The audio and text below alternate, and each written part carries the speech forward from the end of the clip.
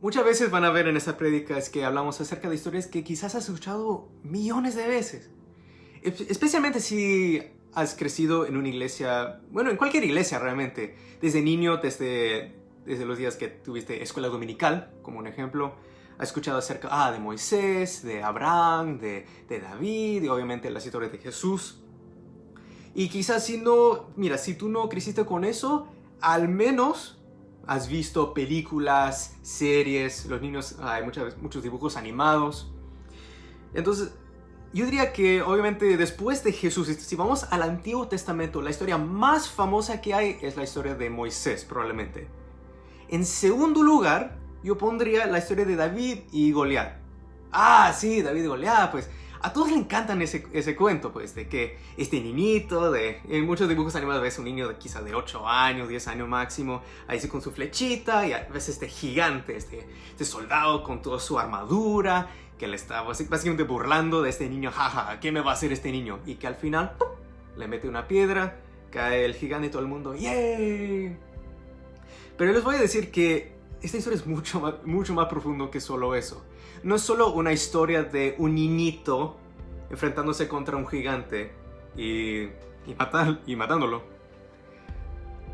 Lo que me di cuenta a través del Espíritu Santo es de que esto es otra, mira, hay un montón, es otra figura, es otra sombra profética que se revela en la vida de Jesucristo. Hemos hablado acerca del bautismo de Jesús. Y como siempre les digo, de que hay detalles que al inicio parece como algo innecesario. ¿Para qué importa que esto? ¿Para qué tiene que incluir este detalle? ¿Cómo ayuda a la historia? ¿Qué añade al valor a este cuento? Lo que me di cuenta es de que primeramente, bueno, en casi todos los evangelios habla acerca del bautismo de Jesús por Juan el Bautista. Dice de que después de que él se bautizó y todo eso pasó, que el Espíritu Santo literalmente lo guió al desierto para ser tentado por Satanás. En el libro de San Lucas, por ejemplo, dice que él fue tentado por 40 días. Ahora, acabo de decir que en muchas series y en muchas películas, casi siempre cuando muestran en esa parte cuando Satanás está tentando a Jesús con esas 3 preguntas que vamos a leer el día de hoy, en la película quizás no toma más de 5 o máximo 10 minutos. Y obviamente nadie quiere una película que dura 40 días, pero realmente esta es una serie de preguntas. Y realmente era un tema, un theme, como decimos en inglés. Vas a ver cómo exactamente Satanás atacó a Jesús y cómo esto relaciona con la historia de David y Goliat. Porque hay algo que tienen que darse cuenta. La primera vez que escuchamos de Jesús, el hombre, Jesucristo, no hablando de profecías, estoy hablando del Nuevo Testamento, es a través del ángel Gabriel. Casi todo el mundo conoce la historia de cuando Gabriel apareció a María y la contó de que iba a tener un hijo llamado Jesús. Lucas capítulo 1, que habla acerca donde el ángel aparece a María, le dice, llena eres de la gracia de Dios obviamente. Dice, no temas, tú tendrás un hijo varón. Él será grande y será llamado el Hijo del Dios Altísimo. Ok, entonces, lo primero que escuchamos de Jesús, Él será grande, será el Hijo de Dios, será llamado el Hijo de Dios.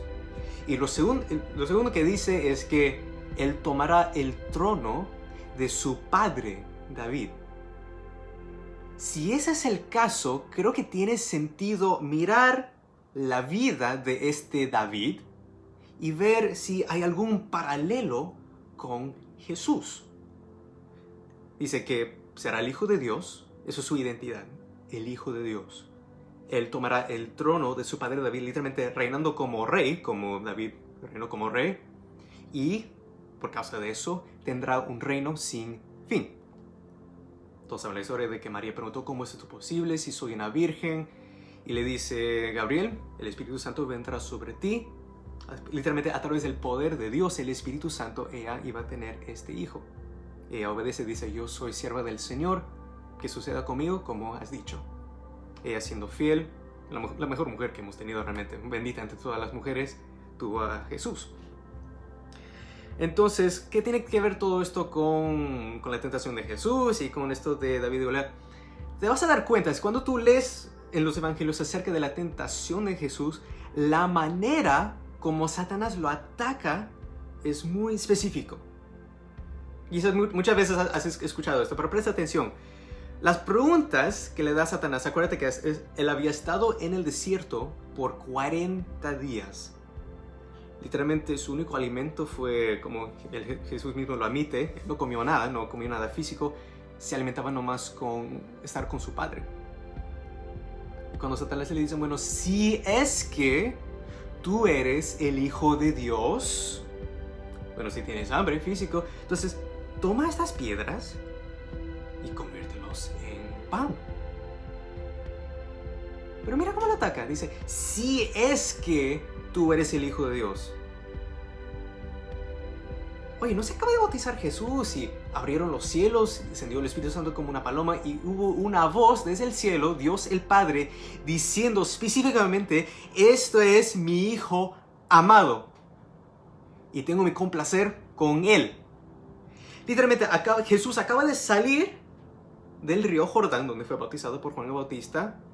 El Espíritu Santo vino sobre él, escuchó las palabras de su Padre diciendo, este es mi Hijo. Literalmente, este es el Hijo de Dios.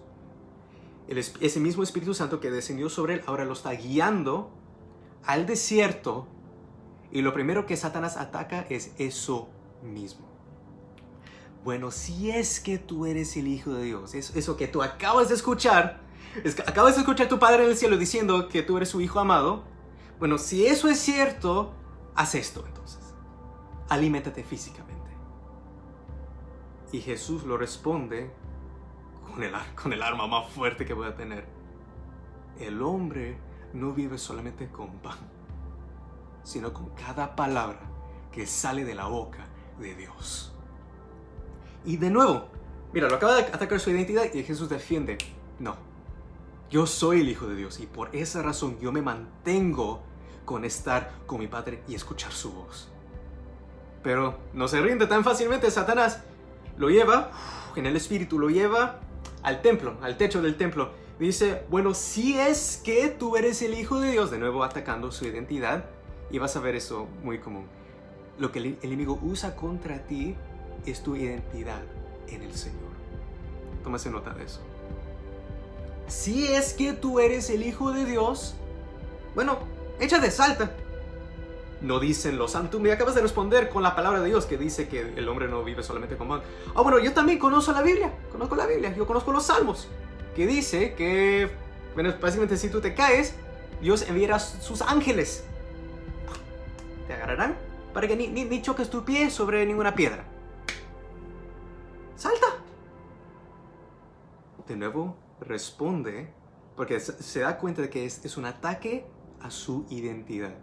Mira, algo que nos olvidamos muchas veces, ponemos mucho enfoque sobre, por ejemplo, la divinidad de Cristo, o sea, el hecho de que Jesús es Dios. Ponemos mucho enfoque en eso por la simple razón de que es algo que es muy atacado el día de hoy. Hasta hay sectas que dicen que son cristianos, pero niegan el hecho de que Jesús es Dios hecho carne, como dice Juan capítulo 1.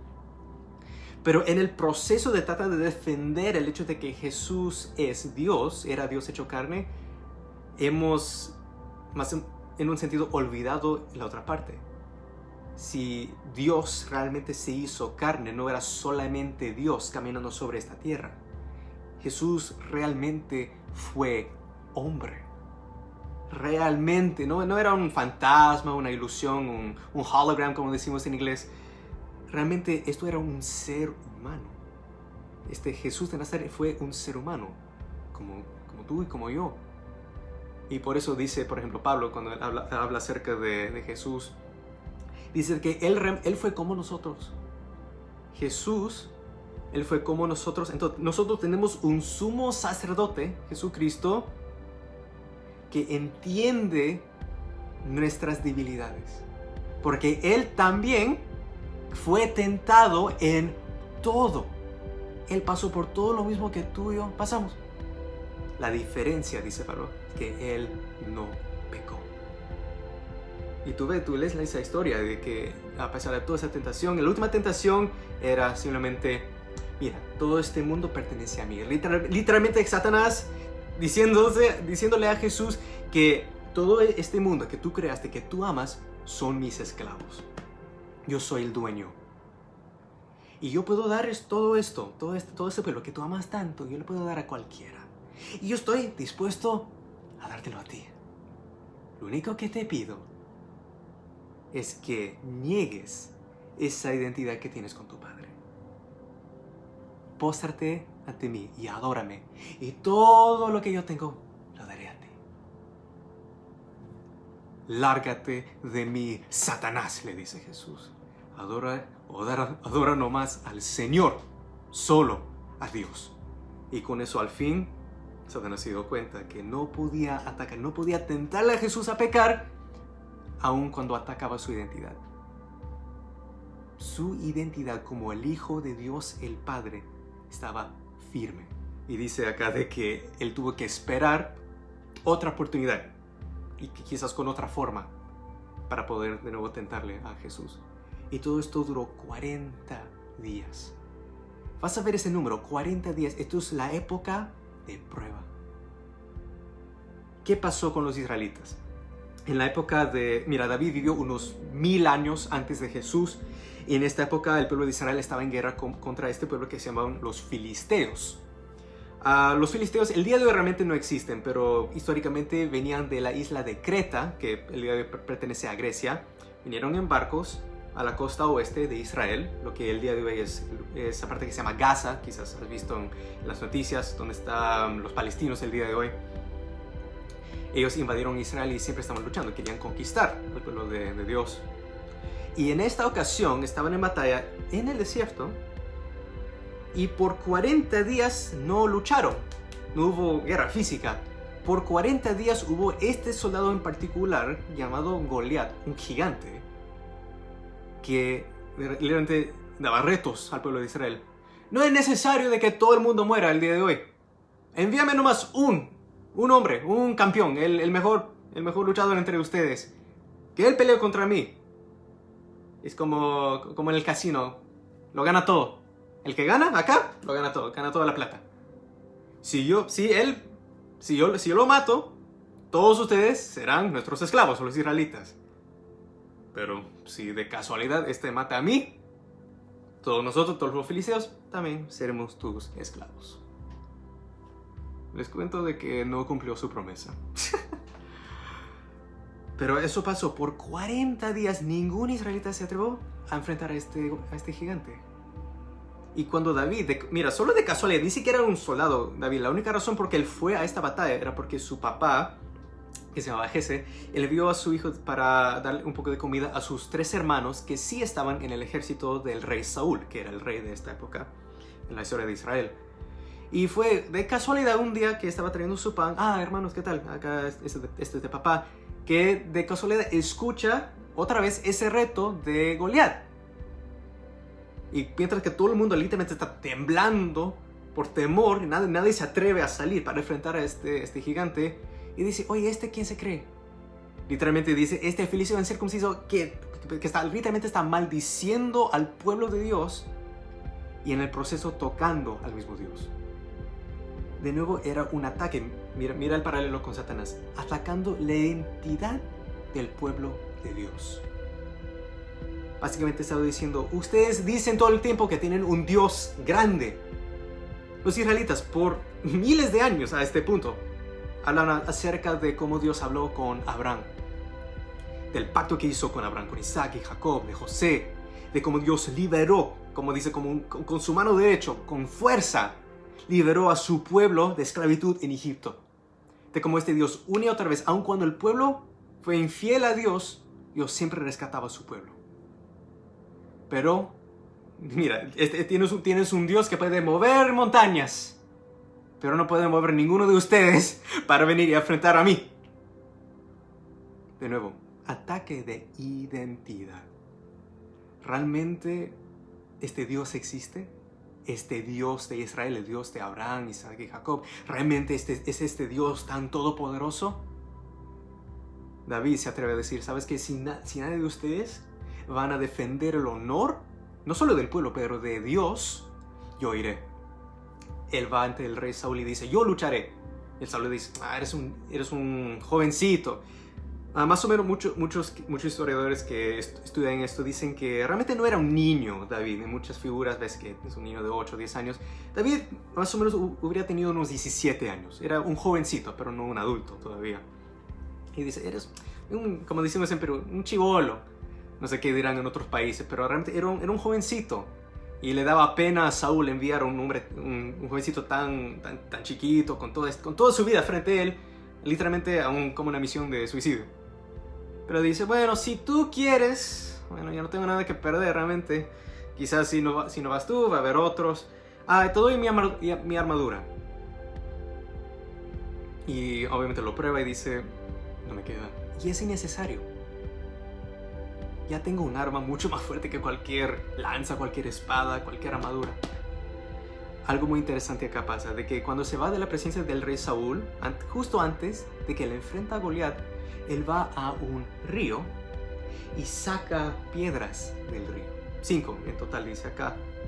Y una de esas piedras fue lo cual que él iba a usar para enfrentar a este gigante.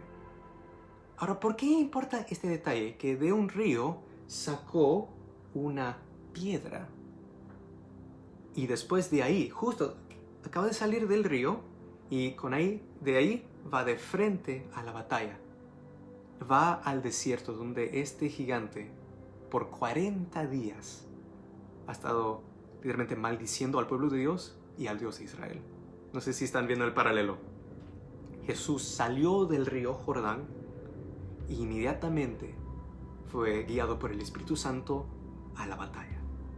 En su caso, batalla espiritual. Jesús es la roca. Para los que están en duda de dónde salió eso, Jesús dijo en una de sus parábolas, cualquier persona que escucha mis palabras y los pone en práctica, son como un hombre sabio que construyó su casa sobre la piedra, sobre la roca. Vino la tormenta, la lluvia, el diluvio, pero como su casa estaba literalmente fundado en la roca, quedó firme la casa. También el opuesto, el que escucha mis palabras pero no les pone en práctica es como un hombre que construyó su casa sobre arena. Esa misma tormenta vino y completamente se destruyó su casa. Y en otra ocasión, Jesús llamó a sí mismo la piedra angular que los obreros rechazaron. Y cuando él habló con Pedro y dijo, sobre esta roca construiré mi iglesia, en el griego, esto es algo muy interesante, en el griego el nombre de Pedro es Petros. De ahí sacamos en español Pedro. Pero cuando Jesús dice sobre esta roca construiré mi iglesia, él usa la palabra en griego Petra. Entonces Petros y Petra no son lo mismo. Jesús no construyó su iglesia sobre Pedro. Pedro estuvo en cargo. Yo no tengo, para que no tengan duda de que él tuvo autoridad. Jesús lo puso en cargo de su iglesia. Le dijo, alimenta mis ovejas.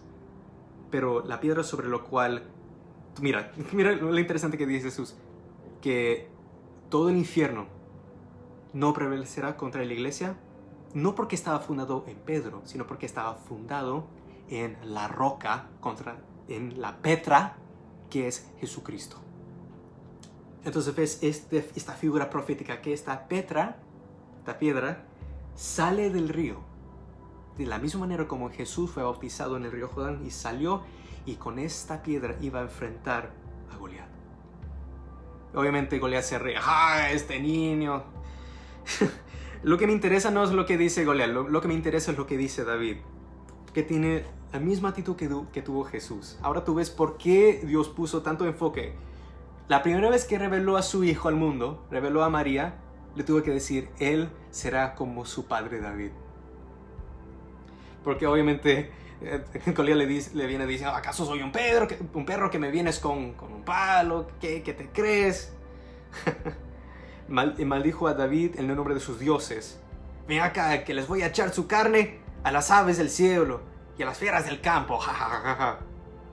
Esto, mira, 1 Samuel, capítulo 17, estoy leyendo acá desde el versículo 45.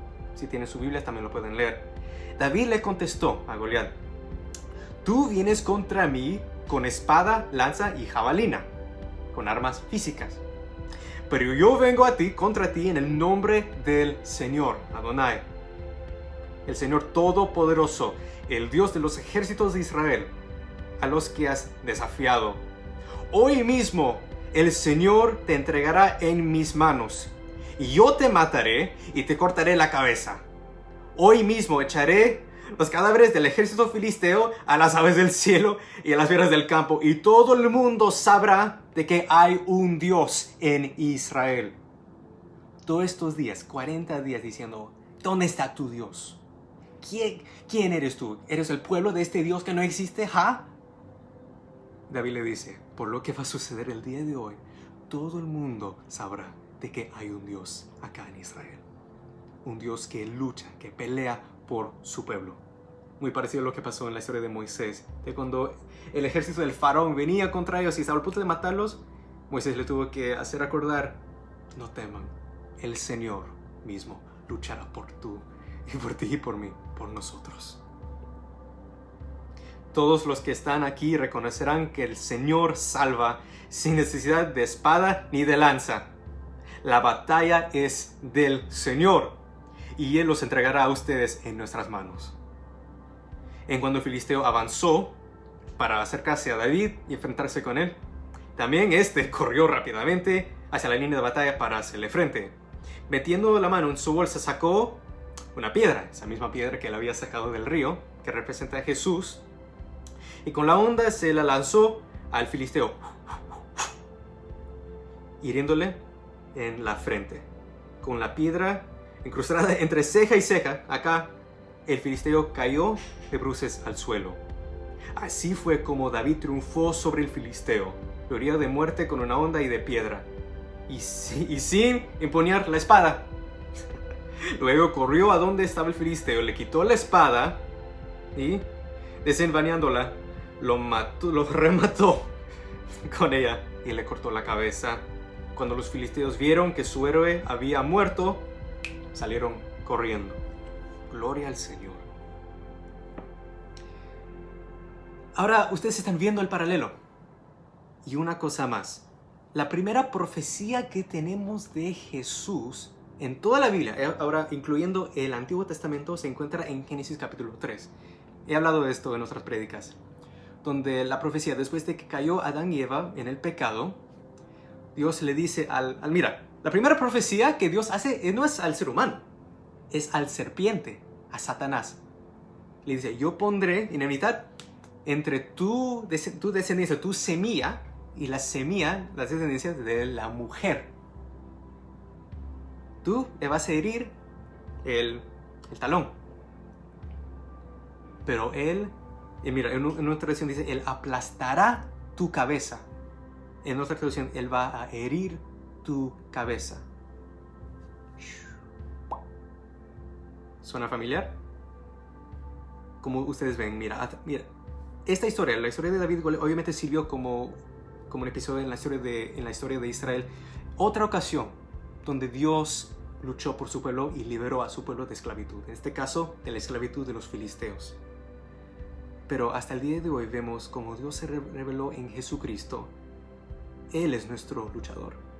Él es nuestro libertador, que nos liberó de la esclavitud del pecado. Cuando hablé acerca de Oseas, de cómo dice la Biblia, de que cada uno de nosotros, antes de Cristo, cuando estamos en el pecado, todos nosotros somos literalmente esclavos al pecado. Y que solo Cristo tiene el poder para hacernos libres. Tú ves como el arma más fuerte que puede tener el ser humano no es espada y lanza y jabalina, como dice acá. Nada físico. Hasta el mismo Satanás ni siquiera se atrevió a atacar a Jesús físicamente. El arma más fuerte que tiene el enemigo contra ti está acá. El arma psicológico de atacar tu identidad en el Señor. Lo trató de usar contra el pueblo de Israel y lo trató de usar una y otra vez con Jesús. Y hasta el día de hoy lo usa contra ti y contra mí. ¿Conoces tú al Dios a quien sirves? ¿Tienes la confianza para ser como David y cuando vienen los problemas, te vienen a ti con espada, con lanza y jabalina? tienes la confianza de decir, yo vengo contra ti en el nombre del Señor. Ahora en Cristo, este Señor, ahora no solo lo llamo Señor y Dios, ahora lo puedo llamar Padre. Yo soy hijo, yo soy hija. Mi Padre luchará por mí. Literalmente Jesús le respondió a Satanás con cada tentación, bueno, si es que tú eres el Hijo de Dios, respondió diciendo, mi Padre me sostiene. Él lucha por mí. Y si yo tengo a Él, yo tengo todo lo que necesito. Cristo ya vino como Cordero. Cuando se bautizó Jesús, dijo Juan Bautista, miren, este es el Cordero de Dios que toma los pecados del mundo. Pero como dijo Gabriel, Él tomará el trono de su padre David. Jesús ya vino como Cordero, pero ahora viene como León. Él viene para reinar, para conquistar la muerte y el pecado. Nosotros tenemos la oportunidad en Cristo para participar en eso. Nos dice, por ejemplo, Pedro, el mismo Pedro que acabamos de hablar hace poco, de que en Cristo somos un sacerdocio. Qué lindo, sacerdocio real. Reinamos con Cristo. La invitación que nosotros tenemos cuando somos esclavos en el pecado, no solamente de ser hombres libres, empezamos como esclavos. Jesús nos liberta y de ahí Él dice, siéntate conmigo. Yo quiero que tú reinas conmigo. Si Jesús es el Rey de Reyes, ¿quiénes son los reyes? De lo cual Él es el Rey. Cada persona que también ha recibido ese mismo Espíritu Santo. Ese Espíritu Santo que lo fortaleció en el desierto, que descendió sobre él en su bautizo. Y ese mismo Espíritu Santo que ardió en el corazón de David para poder enfrentar a Goliat. Y ese mismo Espíritu Santo quiere también habitar en ti. Si tú nunca te has arrepentido de tus pecados, tienes esa oportunidad ahorita mismo. Reina con Él. Jesucristo tomó tus pecados en la cruz. Y Él entrega a ti, como un regalo, gratis, su justicia y su Espíritu Santo. Si nunca has tenido la oportunidad para hacer esto, cierran sus ojos. Vamos a orar en este momento. Esto no son palabras mágicas. Nunca quiero que la gente entienda, estas son palabras mágicas, yo lo digo y ya me voy al cielo. No funciona así. Esto es el inicio de una relación. Lo que mantuvo a Jesús en el desierto por 40 días era su relación que tenía con su Padre. Simplemente póstrate, humíllate ante Dios en este momento. Como siempre decimos, Señor, ten piedad, ten misericordia de mí, un pecador, una pecadora. Yo confieso de que yo soy pecador. Eso me separa de tu presencia. Pero yo creo, Señor, que tú me amas, que tú enviaste a tu único Hijo. Dios se hizo carne, se hizo como yo. Y Él tomó mis pecados en la cruz. Él resucitó entre los muertos. Y Él me ofrece vida eterna. Espíritu Santo, Espíritu de Dios, ven sobre mí. Guíame a toda verdad. Y arde en mi corazón como hiciste con David. Para que yo también pueda decir a todo el mundo de que hay un Dios. No solo en Israel, pero hay un Dios en Canadá. Hay un Dios en Perú. Hay un Dios en México, en Argentina, España, en los Estados Unidos, en Colombia. Y Él lucha por mí. Yo voy a reinar contigo, Jesús. Gracias, Señor, porque tú eres bueno y para siempre es tu misericordia. Guíame y fortaléceme, Jesús. Dios es bueno y para siempre es tu misericordia. Oramos todo esto en el nombre santo de Jesús.